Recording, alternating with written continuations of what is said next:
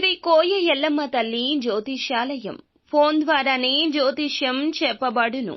విద్య, ఉద్యోగం, వ్యాపారం, ప్రేమించిన వారు దూరం అవడం, భార్యాభర్తల మధ్య గొడవలు, అత్తాకోడళ్ల మధ్య మనస్పర్ధలు, కుటుంబ సమస్యలు, ఆర్థిక సమస్యలు, పెళ్లి కుదరకపోవడం, సంతానం ఆలస్యం కావడం, స్త్రీ పురుష వశీకరణం, చెడు ప్రయోగ నివారణ మొదలగు ఎటువంటి సమస్యలకైనా పరిష్కారం చూపబడును. స్త్రీ పురుషులకు ఎటువంటి సమస్యలు ఉన్నా నమ్మకంతో కాల్ చేయండి.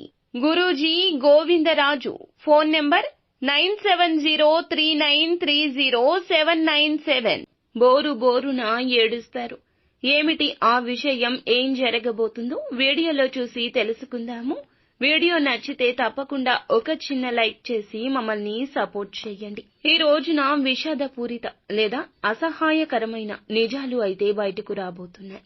ముఖ్యంగా ఎప్పటి నుంచో అనుమానం ఉండి స్పష్టత లేక ఎప్పటికీ వదిలివేసిన విషయం ముందుకొస్తోంది.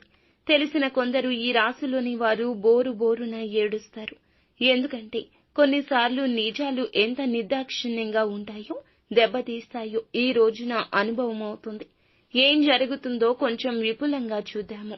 ఈ రోజున కుటుంబ సంబంధాల్లో చాలా సున్నితంగా ఉంటారు. స్నేహితులు, బంధువులు ఏదైనా విషయం చెప్తే వెంటనే తెలుసుకోవాలి ఆ రహస్యం అనే ఆతురత ఉంటుంది. ఈ మధ్య కాలంలో ఒక వ్యక్తి మీద మీరు కొంత అనుమానంతో ఉన్నారు. ఇక ఆ వ్యక్తి మీకు దగ్గర స్నేహితుడైనా లేదా కుటుంబ సభ్యుడైనా కావచ్చు.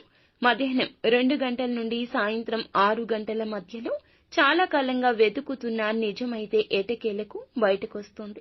ఇదొక మోసం కావచ్చు. ముఖ్యంగా డబ్బు సంబంధితమైన సాన్నిహిత్య సంబంధం, ప్రేమ విషయంలో అయినా కావచ్చు. కలలను కళ్లకు కట్టినట్లు కలిగించిన వారు వెనుక వేరే దారులు వెతుకుతూ ఉంటే కనుక అది తెలిసే అవకాశం ఉంది. ఈ నిజం తెలిసాక మీరు ఒక్కసారిగా కుప్పకూలిపోవచ్చు.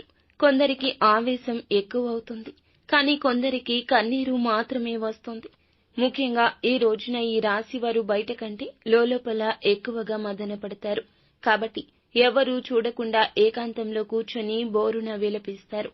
ఈ విషయంలో మీకు 2 మార్గాలు ఉన్నాయండి. ఒకటి, బాధను మనసులో పెట్టుకుని మళ్లీ దాన్ని కొనసాగించడం. రెండవది, ఎంతైనా కఠిన నిర్ణయం తీసుకుని ఆ వ్యక్తిని వదిలేయడం. ఏది సరిగ్గా అనిపిస్తుందో మీరే నిర్ణయించండి. కానీ ఒకటి గుర్తు పెట్టుకోండి, వృత్తిపరంగా, ఆర్థిక పరంగా ఈ విషయంలోకి ఇంకెవ్వరినీ లాగొద్దు. మీ మనసులోని విషయాలు మనసులోనే ఉంచండి. బయటకు స్లిప్ అవ్వకూడదు. అలా చేస్తే ప్రతిష్టకు దెబ్బ తగులుతుంది. ఇక ముఖ్య విషయం ఏమిటంటే ఈ నిజాన్ని తెలిసి బాధపడితే తప్పకుండా కుటుంబానికి తెలిసే అవకాశం ఉంటుంది. మీ యొక్క భుజాలపై మీ ఇంటి వాళ్ళు సానుభూతి చూపిస్తారు. కానీ సమస్యలను పెంచాల్సిన అవసరం లేదు కదా. ఈ రోజు సాయంత్రం 7 గంటలు దాటాక ఆ వ్యక్తి నుంచి మరొక్కసారి ఎక్స్ప్లెనేషన్ రావచ్చు. నిశ్శబ్దంగా వినండి. తక్షణ నిర్ణయం వద్దు. ఆలోచించండి. ఆర్థిక పరిస్థితి పరంగా ఈ నిజం డబ్బు సంబంధితం కావచ్చు. ఇలా అనుకొని లోటులు కూడా బయటపడవచ్చు. ఈ ఖర్చులు ఎటువంటి ఘర్షణ లేకుండా సామరస్యంగా ఎదుర్కోండి. ఎవ్వరికీ అప్పులు ఇవ్వడం లేదా తీసుకోవడం కూడా మంచిది కాదు.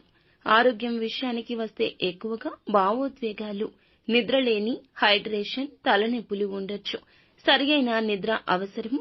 ఏకాంతం కూడా. లోపల పుస్తకాలు చదవడము, హాల్లో చిన్న వాకింగ్ చేయడం మెల్లిగా కూల్ అవడానికి ఉపకరిస్తుంది.